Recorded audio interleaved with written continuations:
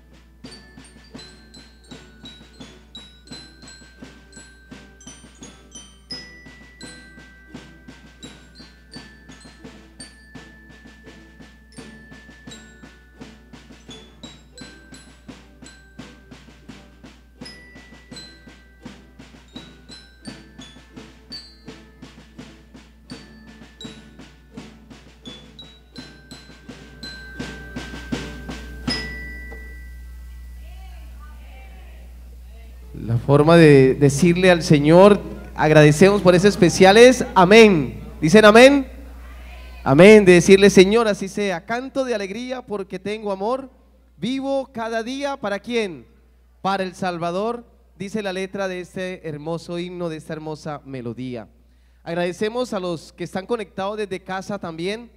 El link se ha enviado a diferentes grupos, compártalo para que otros que están en casa, quizás están más retirados en otra ciudad, también puedan estar conectados con esta semana de oración titulada Identifícate, que nos identifiquemos de manera especial con aquellas enseñanzas que la Biblia nos muestra, nos regala y nos entrega día tras día.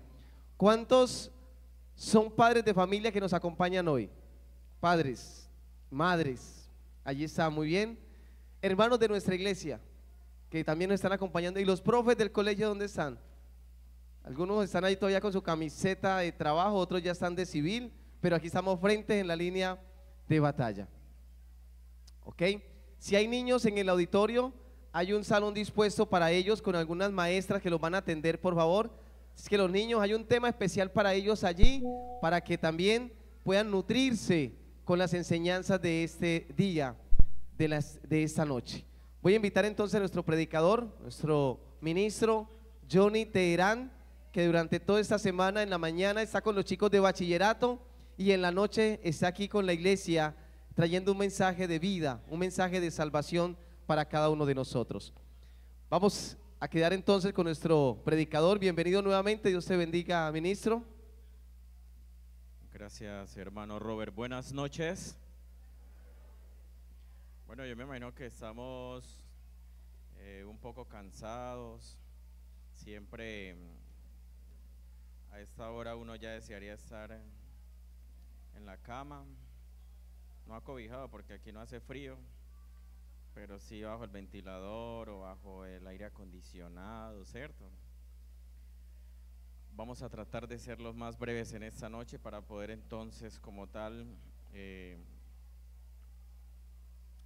nos vayamos a descansar temprano, ¿no?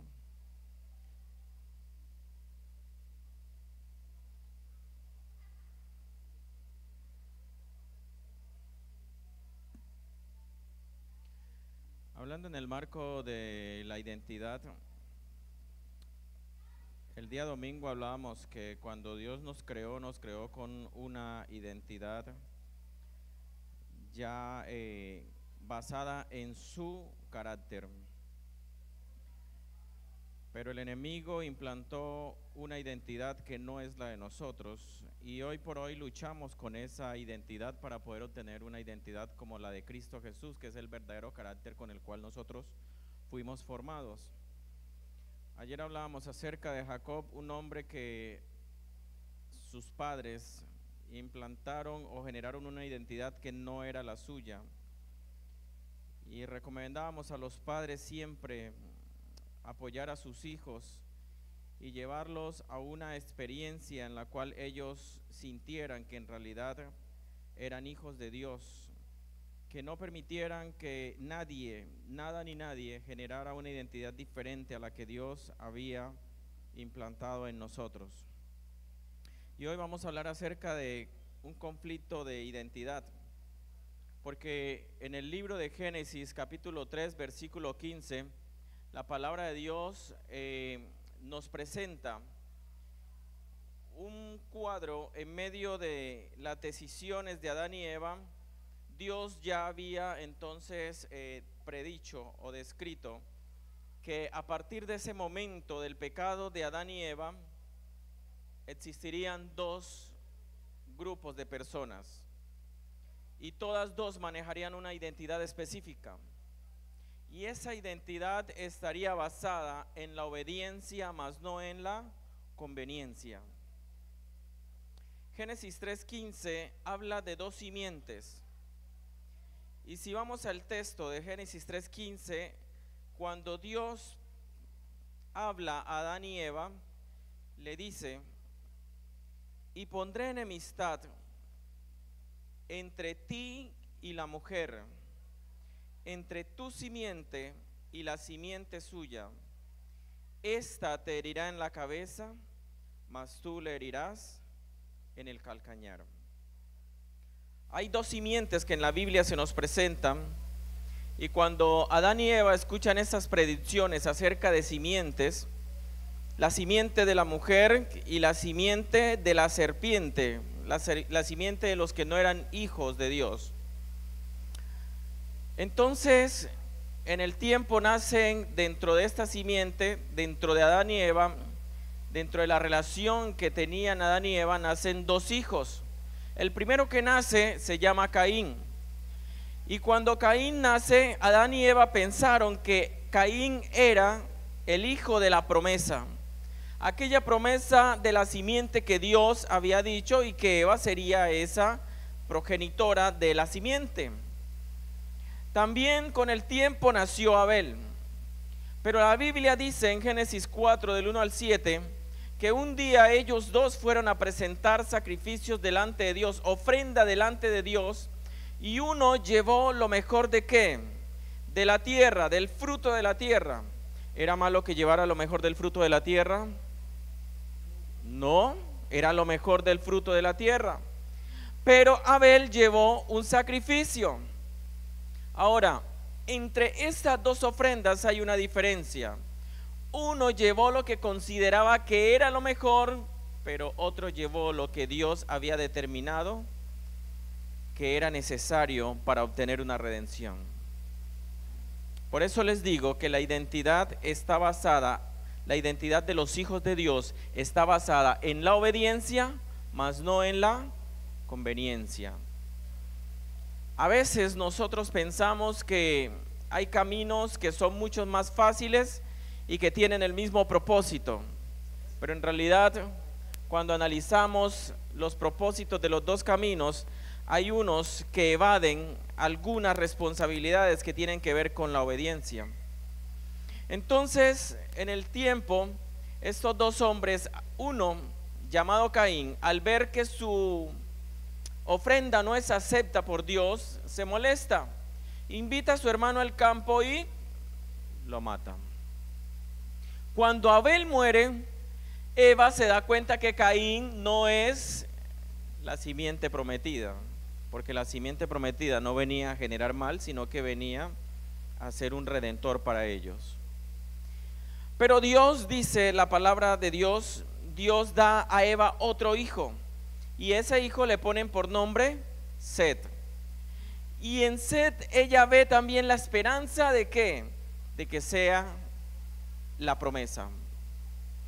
Pero la palabra de Dios dice que hubo generaciones que transcurrieron en el tiempo, y estas generaciones, en ninguna de ellas se cumplió la promesa del Hijo de Dios. Pero mis apreciados hermanos y amigos, hay algo que debemos entender en esta noche. En la genealogía, Dios nos presenta dos tipos de personas. Si nosotros vamos al libro de Génesis, capítulo 5, vamos a encontrar la genealogía de los descendientes de Adán. Adán, cuando tenía 130 años, tuvo a Set, y después de que tuvo a Set, vivió 800 años más. El total de la vida de Adán eran 930 años. Las personas anteriormente duraban más que hoy. ¿Por qué? El pecado no estaba tan avanzado en el mundo. 930 años. Cuando Set tenía 105 años, tuvo a Enós. Y Enós vivió, después de que tuvo a Enós, vivió 807 años. Y el total de los años de Enós fueron 912 años. ¿A cuánto le gustaría vivir 930 años, cierto? Pero saludable, ¿cierto? Que 930 años en medio de una enfermedad, no. Cuando Enós tenía 90 años, ustedes van a analizar aquí que los años van disminuyendo. El único que rompe la cadena de la disminución en los años es un hombre llamado Matusalén, que fue el hombre que más vivió sobre la tierra. Cuando Enós tenía 90 años, entonces engendró a Cainán, y vivió 815 años más después de que tuvo a Cainán, y los años de su vida fueron 905 años. Cuando Cainán tenía 70 años, tuvo a Mahalael, y después de que tuvo a Mahalael, vivió 840 años más, y los años de su vida fueron 910 años. Cuando Mahalael tenía 65 años, tuvo a Jared, y después de que tuvo a Jared, vivió 830 años más, y el total de años de su vida fueron 895 años. Cuando Jared tuvo 162 años, tuvo a Enoc, y Enoc después de que Jared tuvo a Enoc, vivió 800 años más, y los años totales de su vida fueron 962. El texto bíblico dice que Enoc a los 65 años tuvo a Matusalén, pero 300 años después Enoc desapareció porque Dios se lo llevó. Se registran en años de su vida 365 años.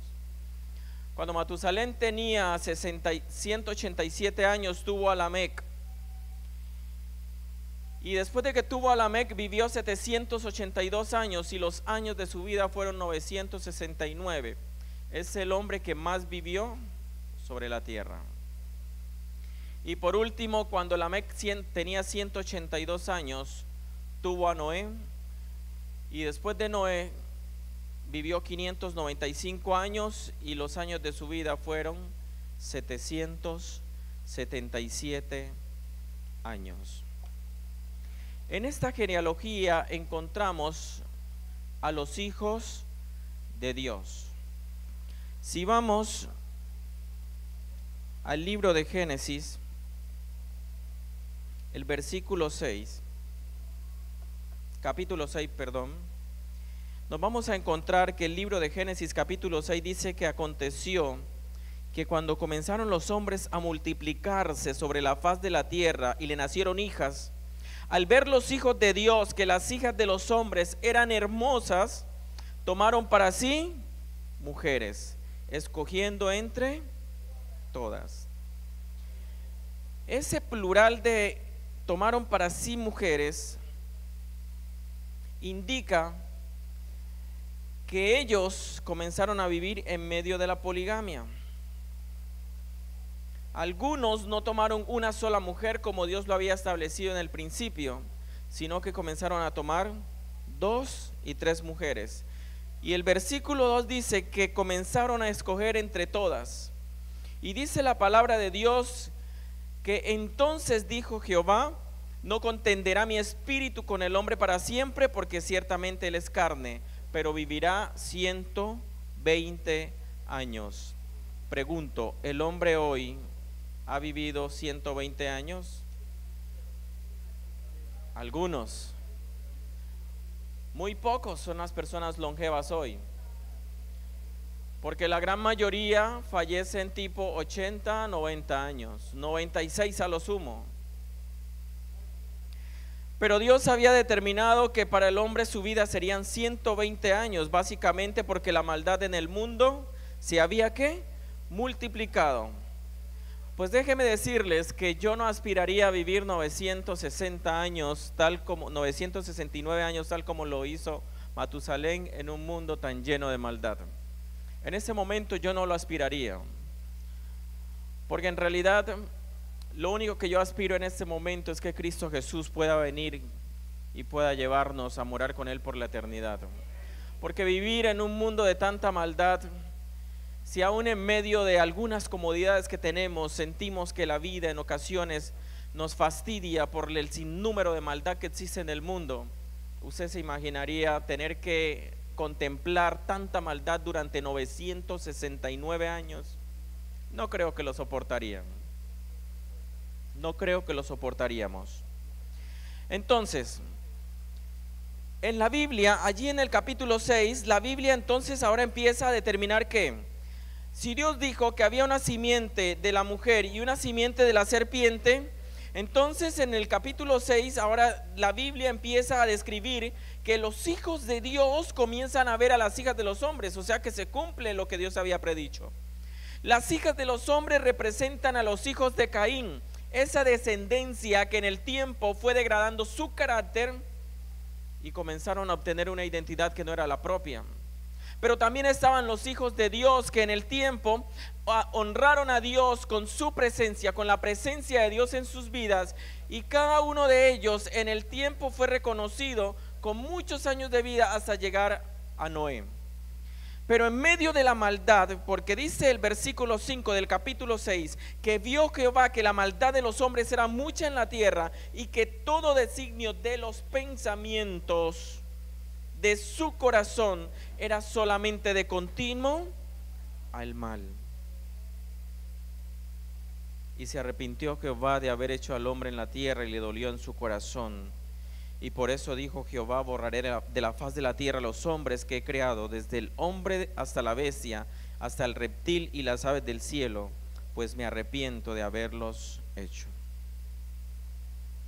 En medio de la maldad que se vivió en el tiempo de todos estos hombres, porque ellos tuvieron que ver esa maldad. De hecho, Enoc, la Biblia registra que Enoc era tan bueno, era tan puro, le fastidiaba la maldad de las personas. Y Elena Carmon de White dice que Enoc era tan puro, tan bueno, que Dios decide que no merece estar en este mundo lleno de maldad, y por eso decide llevarse a Enoc. Pero la condición para todo ello fue que Enoc caminó con Dios. Pero en medio de toda la maldad que vivieron todos estos hombres en esta genealogía, hubo un hombre que halló gracia ante los ojos de Jehová, y ese hombre se llamaba Noé. En las generaciones de Noé vamos a encontrar ahora a 3 hijos. De todas las personas que existían en el tiempo, de la maldad que tuvieron que vivir todos estos hombres y de la maldad que tuvo que vivir Noé, solo se salvaron 8. Más las parejas de animales que habían sido escogidas para ser llevadas al arca. Dentro de esos 8 nace una genealogía después del diluvio, y entre esa genealogía están los hijos de Sem, los hijos de Cam, los hijos de Jafet. Los hijos de Sem son los que más adelante nosotros conocemos como los semitas, de donde provienen también los judíos y los edomitas. Los hijos de Cam es donde provienen los de Canaán, los cananeos. Empieza su genealogía con Cam y continúa con un hombre que era malo sobre la tierra, inteligente pero malo, Nimrod. Y nace una generación de tribus malas, como lo fueron los filisteos, los jebuseos, los amorreos, los gergeseos, etc. Toda esta generación era la generación de los cananeos y habitaban la tierra, el territorio que más adelante los semitas iban a conquistar. Los que estaban aparte de esa colada, pero que pertenecían a esa misma genealogía, eran los hijos de Jafet. Estos emigran al oeste de Europa y allí encontramos a los de Gomer, a los de Magog, a los de Madai, a los de Javán, a los de Tubal, a los de Mesec y a los de Tiras. Pero encontramos aquí que entre la genealogía de Sem también hay un hombre llamado Elam, los elamitas. Estos poblaron la parte de Irán. Los hijos de Asur, que son los asirios, y estos poblaron la parte de Mesopotamia norte. Estos, los de Lut, eran los que poblaron la parte de Turquía y eran de esa parte de Lidia, lo que nosotros conocemos como Lidia, por allá, por casi cerca de Egipto. Sem tuvo también a Aram, y estos fueron los que habitaron al norte de Israel. Y estos fueron los arameos, también hacían parte de los sirios. 2 tribus diferentes, Asiria y Siria. Y tenemos a los arameos, que son los hijos de Arsafat, y estos habitaban en la Mesopotamia sur, que más adelante formaron la cultura caldea, lo que en el tiempo nosotros conocemos como la Babilonia. De aquí Dios saca a un hombre y le dice: vete de tu tierra y de tu parentela a la tierra que yo te mostraré. ¿Y ese hombre es quién? Abraham.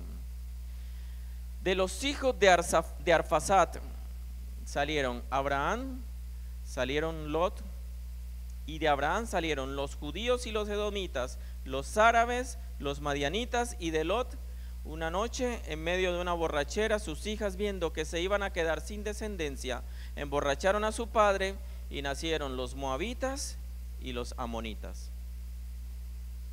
Los que quedaron en la Mesopotamia sur fueron los caldeos, que más adelante formaron Babilonia, Medo-Persia y los griegos. Todo ese territorio lleno de imperios que en el tiempo formarían los imperios principales que se mencionan en el libro de Daniel. Todo esto es genealogía. ¿Por qué es importante conocer la genealogía? Porque lo importante de la genealogía es entender que usted y yo, todos salimos de las manos de Dios. Usted y yo somos hijos de Dios. Pero el hecho de que nosotros hayamos salido de las manos de Dios implica una gran responsabilidad, y esa responsabilidad implica que debemos actuar como tal, como hijos de Dios. Y eso genera identidad en los seres humanos. Esa es la identidad que Dios crea en nosotros. Triste que aunque todos estos hombres salieron de las manos de Dios, desde las generaciones de Adán hasta Noé, salieron de las manos de Dios, todas estas naciones, exceptuando la de Abraham, que fue llamado por Dios a salir de su tierra y de su parentela, todas entraron en contraposición al pueblo de Dios, que también hacía parte de su misma familia. Solamente Dios, al ver la maldad de los hombres, comenzó a forjar lo que él llama en el tiempo un remanente. Y el remanente se empieza a forjar a partir de Sem. Y a partir de Sem nace Abraham. Digo a partir de Sem porque en realidad el padre de Abraham no fue Sem. A partir de la genealogía de Sem nace Abraham. Y a partir de la genealogía de Abraham nace Isaac. Y a partir de la genealogía de Isaac nace Jacob y Esaú. Y a partir de Jacob nacen todas las 12 tribus del pueblo de Israel, entre los que están los judíos, que son considerados como el pueblo de Dios. Pero ¿cuál era el propósito de Dios al permitir? Esa es la genealogía de Abraham. Abraham conoce a Sara, con Sara tiene a Isaac, Isaac se casa con Rebeca, y con Rebeca tiene a Esaú, tiene a Jacob. Cuando Jacob trabaja 7 años por Raquel, entonces le dan a Lea, pero como él no quiere a Lea, sino que quiere a Raquel, entonces ahora trabaja otros 7 años por Raquel. Y entonces en el tiempo, ellas dos, al ver que no podían tener hijas, Raquel le da a Bilha para que le dé descendencia a su esposo de parte de ella, pero Dios en el tiempo también le regala 2 hijos a Raquel, que son José y Benjamín. Pero Lea, al ver que Raquel estaba siendo mejor vista por su esposo, ya que le había dado 2 hijos, y al ver que ya no podía tener hijos, entonces le da a Silpa, que es su sierva, se la da a Jacob para que de ella entonces nazcan sus 2 hijos, Gad y Aser. Aquí están las 12 tribus de Israel. Estas son las generaciones de Abraham. Y todo esto forma un remanente, un remanente. Pero ¿para qué Dios forma un remanente? ¿Por qué Dios escoge a Israel como pueblo? Pues Génesis capítulo 12 versículos 2 y 3 dice que haré de ti una nación grande y te bendeciré y engrandeceré tu nombre y serás bendición. ¿Para qué Dios escoge al pueblo de Israel? ¿Para qué? ¿Para que sean qué? Hermanos, el hecho de que nosotros seamos hijos de Dios es para que usted y yo seamos bendición. No es para que usted se ufane de ser solamente el hijo de Dios. Somos hijos de Dios, claro, qué rico. Hijos del Rey del universo, herederos del reino celestial. Pero actuamos con las personas como si fuéramos personas extrañas. Cuando Dios crea un remanente, cuando Dios quiere mantener un remanente, es para que sea bendición. Y dice Dios: y bendeciré a los que te bendigan, y al que te maldiga maldeciré, y en ti serán benditas todas las familias de la tierra. Génesis 22: en tu simiente serán benditas todas las naciones de la tierra, porque tú has obedecido mi voz. ¿Pero en qué simiente? ¿En la simiente de Isaac? No, en la simiente que nacería a partir de la genealogía de nuestro padre Abraham. Luego la promesa se le repite a Isaac: y multiplicaré tu descendencia como las estrellas del cielo, y daré tu descendencia a todas estas tierras, y en tu simiente serán benditas todas las naciones de la tierra. ¿A quién se le dice? A Isaac. Y en el tiempo vuelve Dios y le repite la promesa. ¿A quién? A Jacob: yo soy Jehová, el Dios de Abraham tu padre y el Dios de Isaac. La tierra en que estás acostado te la daré a ti y a tu descendencia. Será tu descendencia como el polvo de la tierra, y te extenderás al occidente, al oriente, al norte, al sur. Todas las familias de la tierra serán benditas en ti. ¿Y en qué? Y en tu simiente. ¿Se cumplió lo que Dios le había prometido a Abraham? Sí. Porque en el tiempo Dios toma a Jacob, y en las tribus de Jacob, en los hijos de Jacob, genera unas tribus, y en esas tribus forma un pueblo que se llama el pueblo de Israel.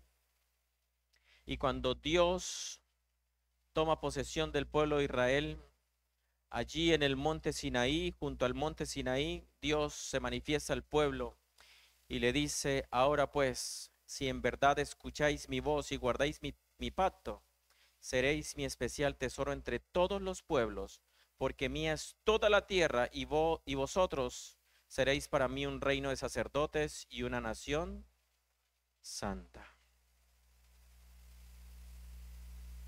Isaías 60 del 1 al 3, Dios haciéndole llamados al pueblo de Israel en medio de la idolatría en la que vivía.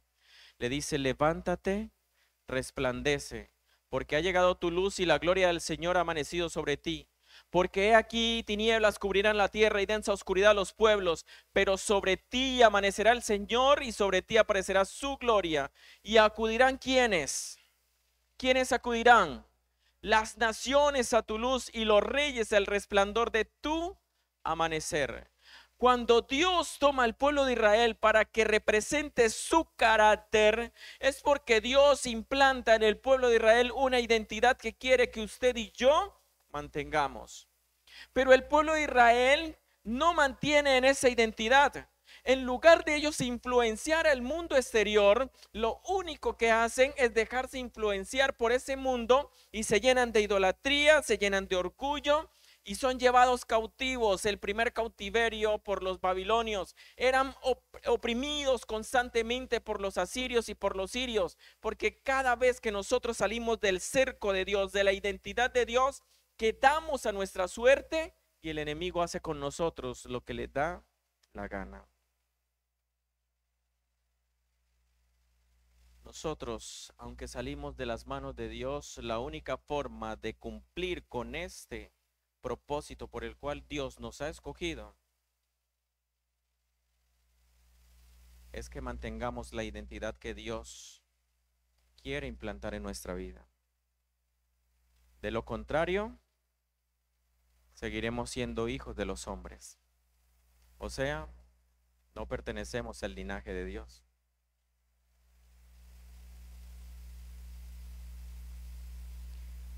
Porque aunque Israel era el pueblo de Dios, Dios lo rechaza. ¿Pero por qué Dios rechaza al pueblo de Israel? ¿Por qué? Porque Juan 1:11 dice que a los suyos vino y los suyos no le recibieron. Jesús fue a Israel y un día por allá se encuentra con los sacerdotes y los sacerdotes muy orgullosos dicen: nosotros somos hijos de Abraham. Somos hijos de Abraham y por lo tanto nunca hemos estado esclavizados, porque Jesús les dice que ellos todos son esclavos del pecado. No, nosotros nunca hemos estado esclavizados porque nosotros somos hijos de Abraham, y se les infla el pecho. Y Jesús les dice: si ustedes fueran hijos de Abraham, las obras de Abraham harían, pero ustedes son hijos del diablo, porque ustedes lo único que procuran es matarme. Con Dios no existe un término medio. O somos o no somos. Con Dios no existe un sí de pronto. No. Con Dios somos o no somos. La Biblia no habla de hijos intermedios.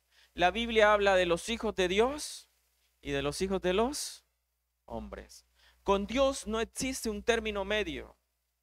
En la Biblia nunca ha existido un pueblo intermedio. A Dios la tibieza le repudia. A Dios la tibieza le da ganas de vomitar. Como a cada uno de nosotros cuando tomamos agua tibia nos da ganas de vomitar, ¿cierto? Pues a Dios la tibieza le repudia. O somos o no somos. Con Dios es todo o con Dios es nada.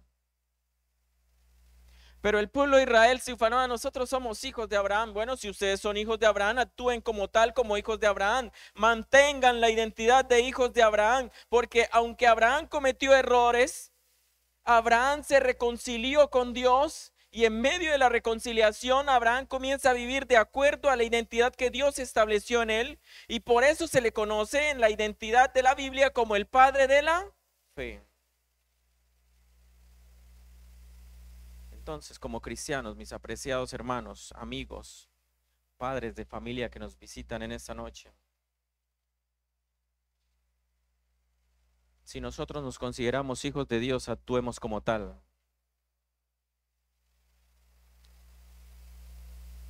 Porque el nombre es algo muy diferente a lo que en realidad expresamos en nuestros actos y en nuestra forma de vivir. Es muy diferente considerarnos hacer. Para eso Dios nos creó perfectos. Que tenemos dificultades, que somos débiles, sí. Lo seremos hasta que Cristo venga. Porque la única forma en la que nosotros dejemos este cuerpo mortal y esta imperfección es a través de la transformación que obtendremos a través de Cristo Jesús el día que Él se manifieste en las nubes del cielo. Pero mientras, nuestro carácter debe ir siendo transformado. Y es un proceso, es algo gradual, es algo de todos los días. No es algo de un día, no es un proceso interrumpido. Es un proceso que debe ser constante en la formación del carácter, porque el carácter denota identidad.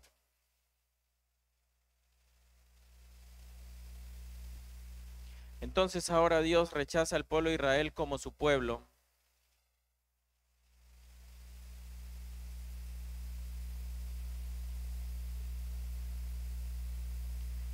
Y llegamos entonces nuevamente a Génesis 3:15, donde nos encontramos que Dios tiene una simiente y la serpiente tiene otra simiente. En la simiente de la serpiente siempre va a haber maldad, siempre va a haber un deseo de contención contra el pueblo de Dios, siempre va a haber un deseo de persecución al pueblo de Dios. Pero cuando la serpiente trata de oprimir al pueblo de Dios, acusándola de pecado, acusándola de errores, acusándola de no ser merecedora del reino de los cielos por su incapacidad de obedecer los mandamientos, entonces viene Cristo Jesús en su humanidad y le hace entender a la serpiente que como en él no hubo pecado y gustó la muerte que nosotros merecíamos, ahora él es el representante de nosotros y la muerte que nosotros merecíamos, ahora la muere Cristo Jesús, la vive Cristo Jesús y nos da vida en él. Y la serpiente entonces ahora su cabeza es aplastada. Satanás es un enemigo vencido. Satanás ya no tiene poder. Pero no es que manifestaciones hay del enemigo. Claro, él se manifiesta en las personas que le permiten que se manifieste. Pero mientras usted esté bajo el cerco de Dios, Satanás no puede hacer nada en contra suya. Porque la palabra de Dios dice que el que es conmigo, que el que no es conmigo, contra mí es. Pero también la palabra de Dios dice que mientras nosotros estemos bajo el cerco de Dios, el enemigo no nos puede tocar. El que habita el abrigo del Altísimo morará bajo la sombra del Omnipotente. La simiente del enemigo siempre va a buscar destruir a la simiente de Dios. Pero quiero decirles, mis apreciados hermanos, que el hecho de ser la simiente de Dios conlleva una gran responsabilidad. Mas a todos los que le recibieron, ¿qué es lo primero que debe hacer la simiente de Dios? Recibirle. ¿Qué es lo segundo? Mas a los que le recibieron, a los que creen en su nombre, les dio potestad de ser hechos hijos de Dios, los cuales no son engendrados de sangre, ni de voluntad de carne, ni de voluntad de varón, sino de Dios. ¿Por qué de voluntad de Dios? ¿Por qué de voluntad de Dios? Porque aunque todos salimos de las manos de Dios, pertenecemos a una genealogía o a una genealogía de familia diferente. Todos tenemos diferentes nombres y apellidos. Los apellidos determinan nuestra familia, ese círculo en el cual nosotros nos movemos. Pero resulta y acontece que ni siquiera ello es garantía de que nosotros seamos hijos de Dios. La única garantía de que nosotros seamos hijos de Dios, lo primero que debemos hacer es recibirle. Lo segundo es creer en Él. Cuando le recibimos en nuestro corazón y cuando creemos, Él nos da la potestad de ser hijos de Dios.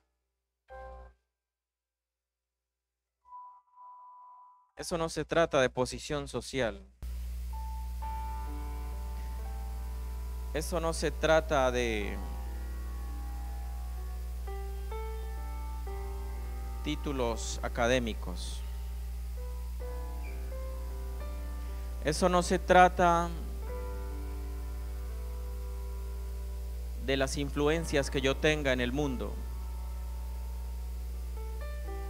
El hecho de ser hijos de Dios implica recibirle y creer. Pero creer implica confianza. Y la confianza implica conocimiento. Y el conocimiento implica relación. Eso es una escala. Eso no es algo que se logra así porque sí.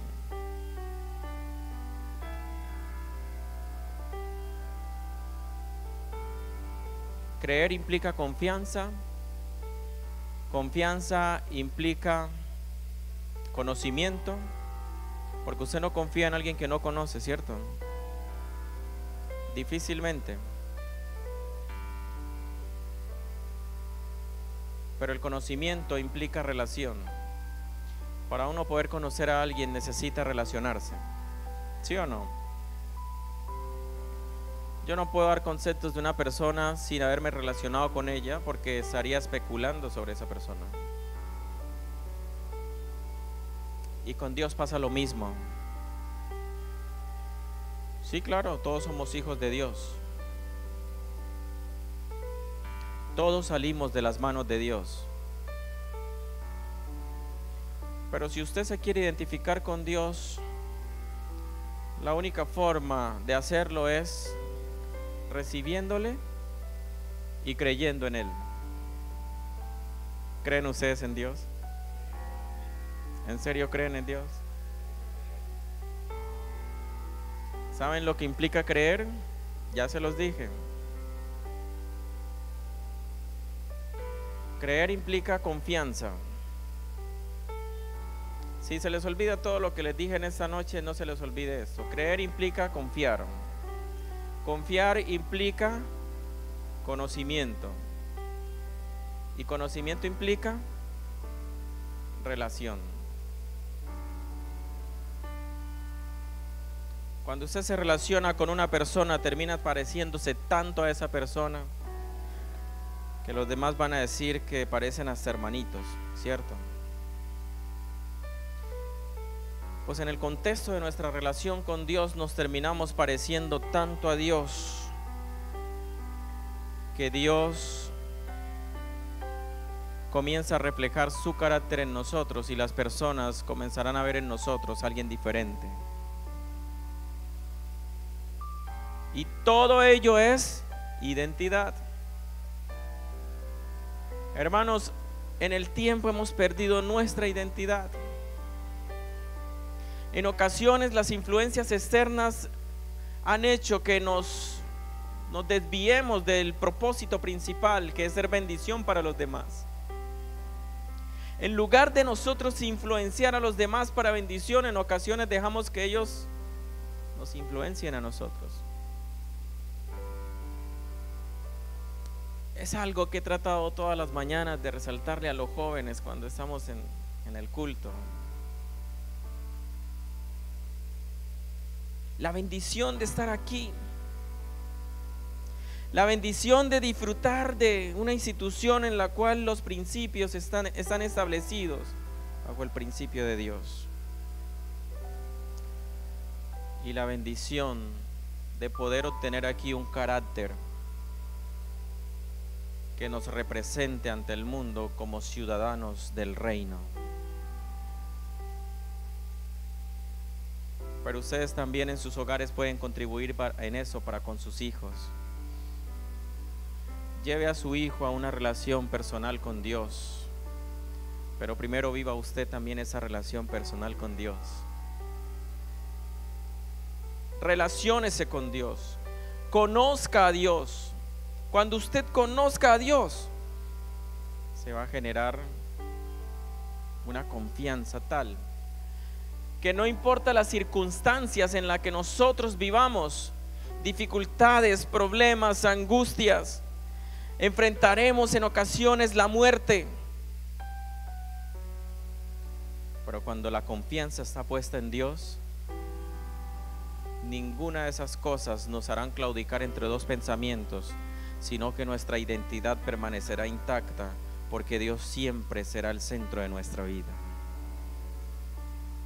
¿Quieres tú que Dios sea el centro de tu vida? Yo voy a hacer un llamado en esta noche a todos aquellos que quieran que Dios implante esa identidad y que Dios sea el centro de su vida. ¿Dónde estás? ¿Quisieras ponerte de pie? ¿Quisieras colocarte en pie? ¿Quieres que Dios implante ese carácter en tu vida y quieres manifestar esa identidad que Dios quiere implantar en ti? ¿Hay alguno que quiere dar un segundo paso y quiere venir aquí al frente porque yo quiero orar por ustedes? Hay alguien que dando el segundo paso dice: yo quiero correr la segunda milla. Yo quiero comprometerme a partir de hoy que mi relación con Dios va a ser tan profunda, que mi confianza en Dios va a estar cimentada en la identidad que he obtenido a través de mi relación personal con Él. ¿Hay alguien que quiere venir al frente? Quiero orar por usted. No lo vamos a bautizar, ni siquiera tenemos piscina. Tampoco lo voy a poner a chapalear en el piso, porque nosotros no oramos así. Pero ¿quieres venir aquí al frente? Quiero orar por ti. ¿Quieres pasar? Amén. Amén por estos valientes. Porque es que para poder tomar decisiones tenemos que correr una segunda milla. A veces no es fácil, y más cuando hay tanta gente alrededor, porque uno piensa que es el centro de las miradas de todos los que están allá, ¿cierto? Y estar aquí al frente es un acto de valentía. ¿Hay alguien más que quiere venir aquí al frente para orar por usted? Es solo una oración. Es solo una oración en la que usted está diciéndole a Dios: Dios, hoy yo quiero que usted sea el centro de mi vida. Yo ya no quiero ser un hijo de hombre, yo ya quiero ser su hijo, porque yo quiero aceptarle y creerle a usted, Señor. ¿Hay alguien más antes de orar? ¿Quiere venir aquí al frente? ¿Nadie más? Ustedes son los ganadores. Yo voy a hacer una oración especial por ustedes, porque yo sé que ustedes quieren que Dios sea el centro de sus vidas, al igual que todos los que se han puesto de pie. Vamos a orar. Señor, gracias. Gracias porque somos tus hijos y de eso estamos más que seguros. Gracias porque salimos de tus manos y porque no salimos según la ciencia de un acto de evolución. Gracias porque nos hiciste perfectos. Al contemplar la sonrisa y la inocencia de un bebé nos damos cuenta que su intención en medio de su inocencia es nunca pecar. Pero el tiempo nos ha envuelto en tantas cosas, en preocupaciones, en afanes de la vida, y nos ha llevado a perder esa identidad que tú has querido establecer para con nosotros. Hoy de pie hay muchas personas en este auditorio y en los hogares con sus cabezas inclinadas, queriendo reconocer que tú eres Dios y que ellos son tus hijos. Pero aquí al frente hay un grupo especial, Señor, que han corrido la segunda milla y dicen: Señor, queremos que esa identidad a partir de hoy sea reflejada a todas las personas con las cuales nos relacionamos.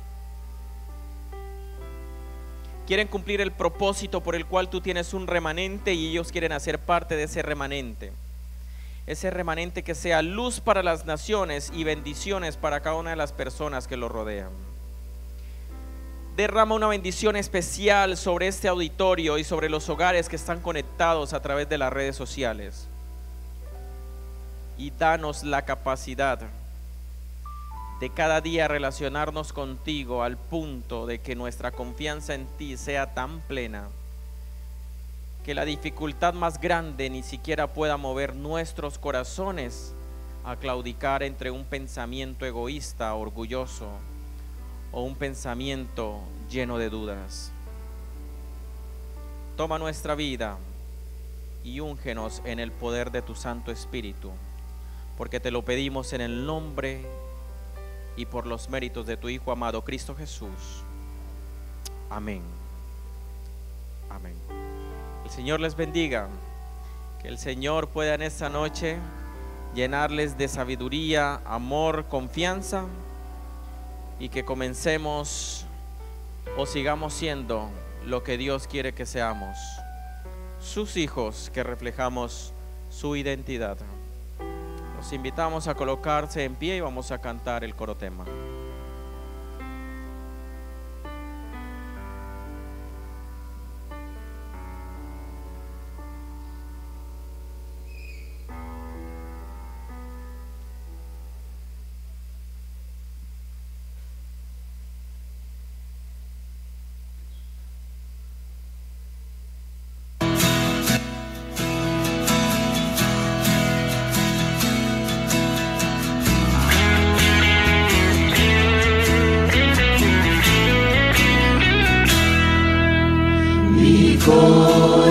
Corazón se alegra en el Señor, proclamaré su grandeza, pues su perdón ofrece con amor, su gracia nos cubre de bendición. Su nombre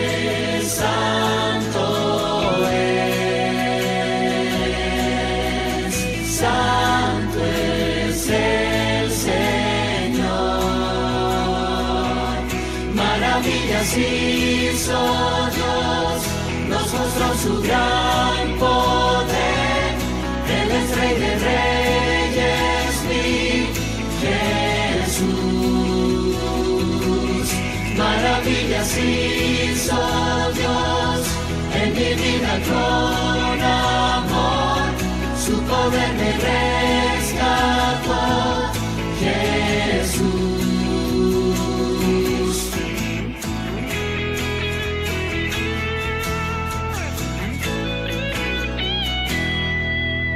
Mi corazón se alegra en el Señor, proclamaré su grandeza, pues su perdón ofrece con amor, su gracia nos cubre de bendición. Su nombre santo es, santo es el Señor. Maravillas hizo Dios, nos mostró su gran poder. Él es Rey de Reyes, mi Jesús. Maravillas hizo Dios en mi vida con amor, su poder me rescató, Jesús. Su nombre alabaré y cantaré, su nombre alabaré y cantaré, Su nombre alabaré y cantaré, su nombre alabaré y y cantaré, su nombre alabaré y cantaré, su nombre alabaré y cantaré, su nombre alabaré y cantaré, su nombre alabaré y cantaré. Maravillas hizo Dios, nos mostró su gran poder, Él es Rey de Reyes, mi Jesús. Maravillas hizo Dios en mi vida con amor, su poder me rescató, Jesús. Su nombre alabaré y cantaré, su nombre alabaré y cantaré, su nombre alabaré y cantaré, su nombre alabaré y cantaré. Amén.